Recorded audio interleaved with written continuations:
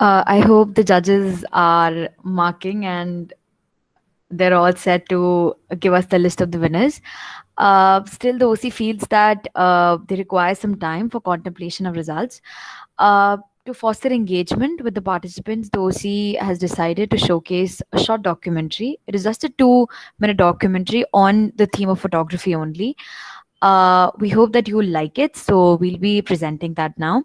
Kindly be patient and stay connected with us till the end of the event. Thank you.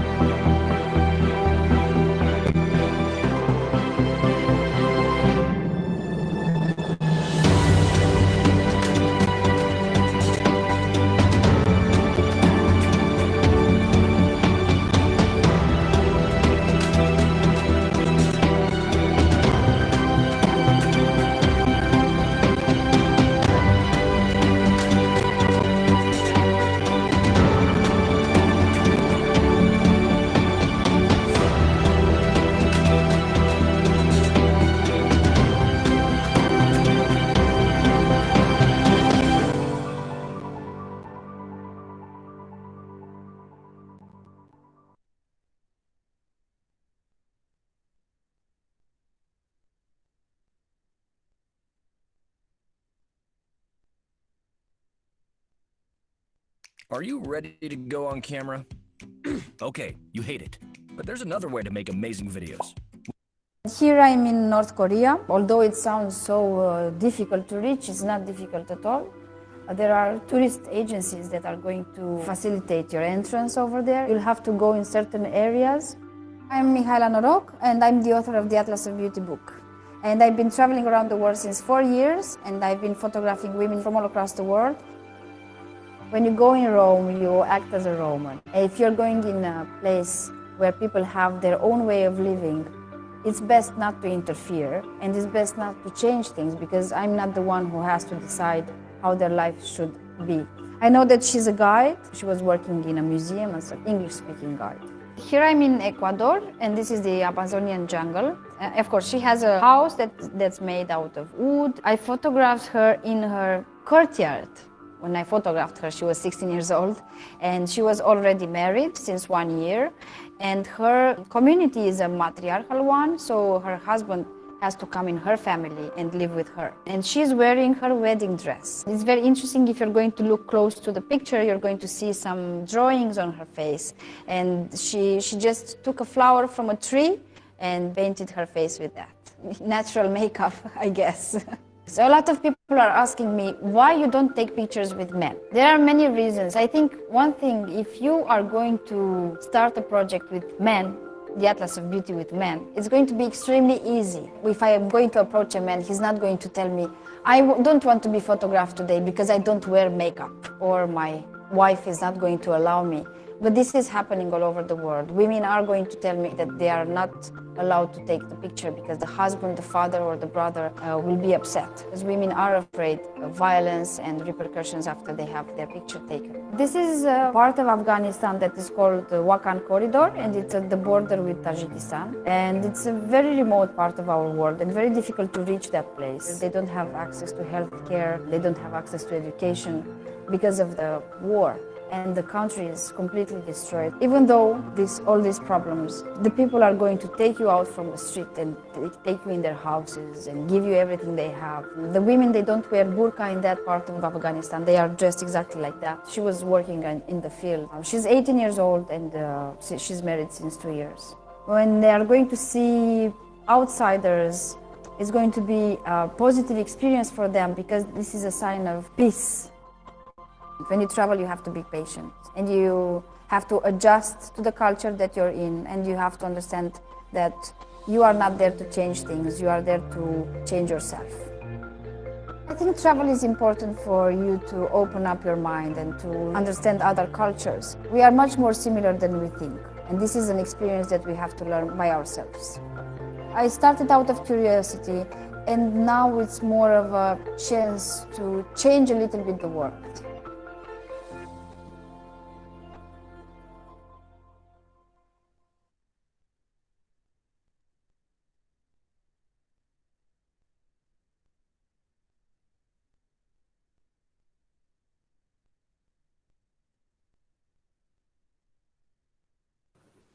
Is there anybody?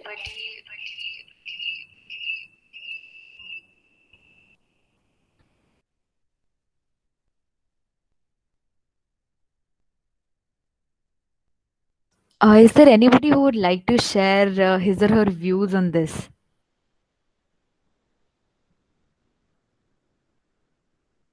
Anybody out there? Any of the participants?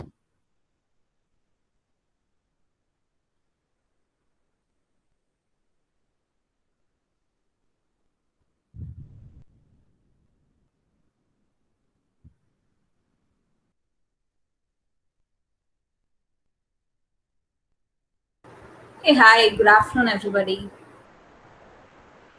Firstly, thank you so much for conducting this competition.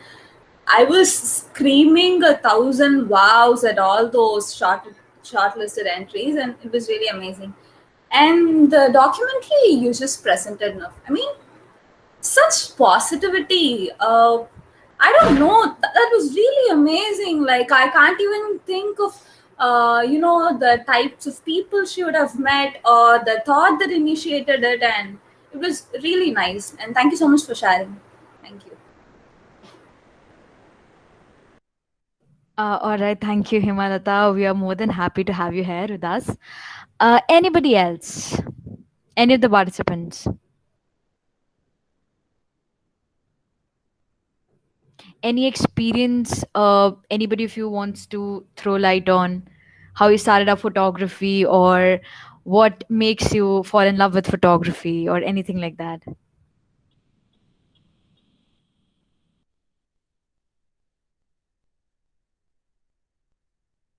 Can I, Himanshi? Yeah, please go ahead. Yeah, okay. So it was completely out of boredom to be true. Like, we all had phones, like, phones started becoming, a very important gadget in all our homes, and just to experiment with what's behind the lens, and it started just like that, out of boredom to be true. But then after that, when you get into something, you start finding what's in it. You get to know more about it. You meet people who have the same interest. I think it's because of that. After meeting people of same interest, my uh, the interest I had grew. So it did start out of boredom, but then because of connections and the beauty and all the marvelous stuffs in it, not just in photography, but any kind of hobby or anything for that matter, I think it's that. And I think people would be able to connect to it.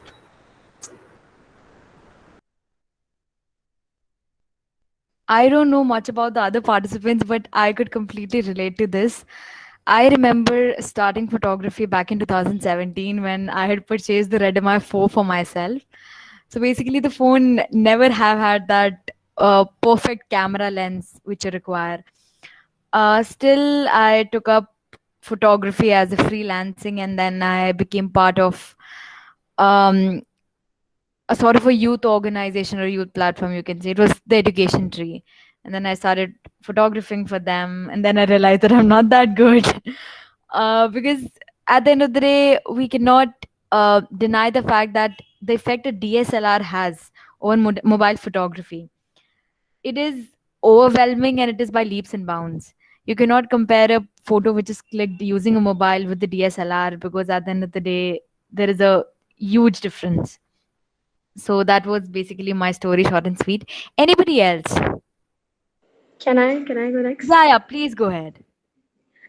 First of all, hello everyone. I'm glad to be here in this meeting, and I would share my experience as I've usually been this person who loves art, who is into art, but due to my course and everything, I wasn't able to practice it much.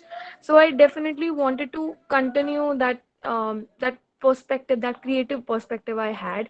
I definitely wanted to have that creative aspect in me forever.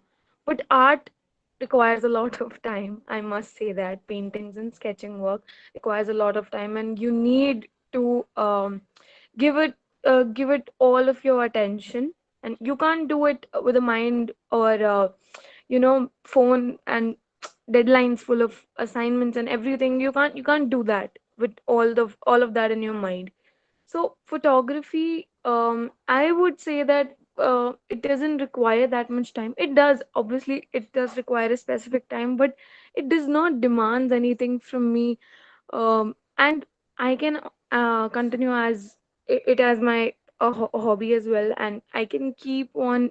I can be on track with my creative aspect that I used in art and paintings that I used to make, or I do sometimes even now, but it's just the growth is really less due to the time. I'm not able to devote much time into art and everything. So I try to, I somewhat figured it out that photography can be a way where I can be satisfied of what am I doing, because I have people who say to me that please don't leave that creative aspect of yours. You're really creative, and even I felt bad when I thought of that. I've lost that creative aspect of mine. I'm not practicing it for much. So I really wanted to continue photography because I think the artist in me keeps alive when I click pictures. So that's my story. All right, that was great. Well, photography is a very good hobby, I must say that. Anybody else would like to throw a light on Would like to this? throw a light on this? Hey, this is Madhu Bhashini, and so basically, I started my photography as a kid, I can say, because my father really has some skills and interest in photography. So I got inspired from him. I started clicking normal phones, say when you borrow your parents' phones and you start clicking. So I started winning some of the awards as a kid. Like I'm talking about when I was in seventh, eighth, ninth, and after that I didn't do it much, and then I joined college, I joined this society, and I didn't have a DSLR, of course, I just had a phone. I started off with it, went through street, going on photo walks, going to Chandni Chowk, and then somehow my father saw the potential and he got me a DSLR, and now I have Nikon D5300 as my gear. And as we all can relate, lockdown has been a rough time for all of us, and mostly I would say college students, because of everything going on, and then studies getting weirder day by day, assignments, no friends contact, nothing like that. So it got really weird and depressing. So I started my photography again, and I started with self portraits. So now I'd say that I'm more into self portraits, and the picture that I sent for the competition as well, it's a self portrait. So photography really got me through lockdown. So yeah, it's kind of a stress buster. All right, that was great. Radhubhashini, would you mind answering a personal question? Yeah. While I was While I was shortlisting the pictures shortlisting the pictures for, is my for, voice echoing? my voice echoing? No, your voice isn't echoing. All right. All right. So while I was shortlisting the pictures, the top 16 entries, so I was quite amused seeing the television, like seeing a television like that in these days is like once in a blue moon kind of event. So from where did you capture that thing? Was it your house? Was somebody shifting?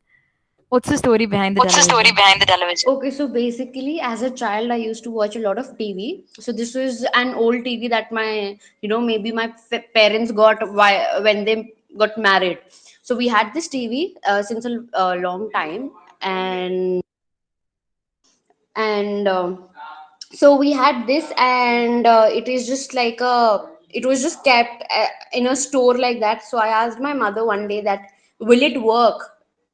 कुछ नहीं तो like I call them that grayish thing that comes, that blur, I call it मच्छर. Okay, so I said कुछ नहीं तो at least उसपे मच्छर आ जाएंगे. So she was like हाँ उतना it can work. So I was like ठीक है, I'll use it then. So that is the whole story about it. So it was just kept in our store. All right.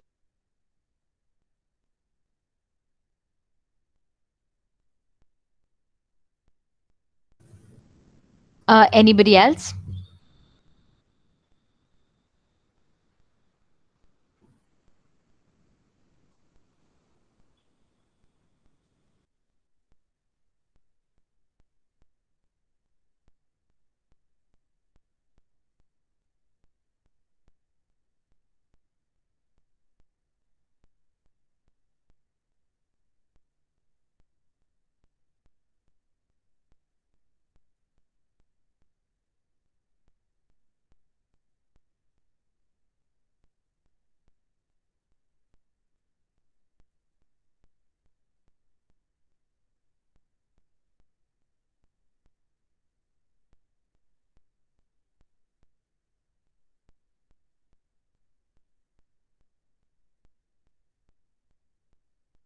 So the judges have made a decision.